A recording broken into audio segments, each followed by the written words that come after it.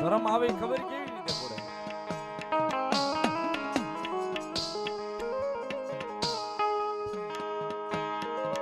જગતમાં દુનિયાના ડોક્ટર વૈદ્ય હકીમ જ્યાં છૂટી ગયા હોય,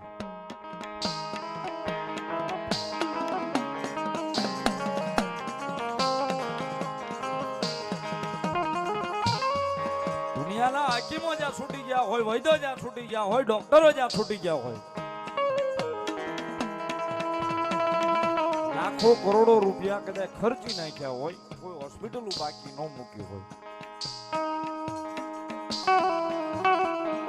અને આટલું બધું કરવા છતાંય છેલ્લે ડોક્ટર એમ કે ને કે હવે ભગવાન ભરોસે આને ઘેરે લઈ જાઓ, 5 દી 15 દી અઠવાડિયાનો મહેમાન છે.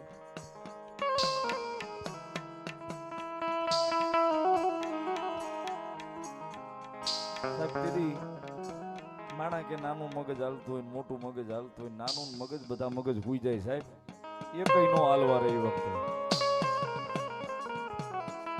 એ કઈ મગજ વિનુભાઈ હાલવા નો રે.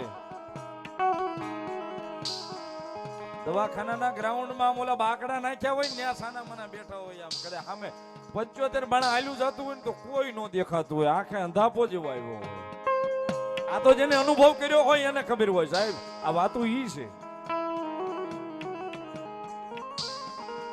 અને વગર કીધે દોડ દોડ આહુડા આંખની માલપાથી દડવા મળે ને, તેથી આપણા બાપ દાદાનું ધર્મ આપણને સાંભળે કે જાગજે હો હવે જૂના થોડેથી માં.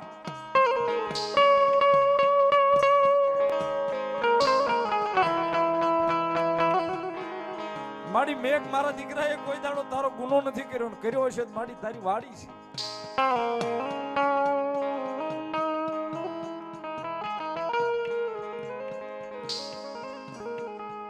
મારી આ જગ્યાની માલિપા ઓશિયાળા બનીને બેઠા છે.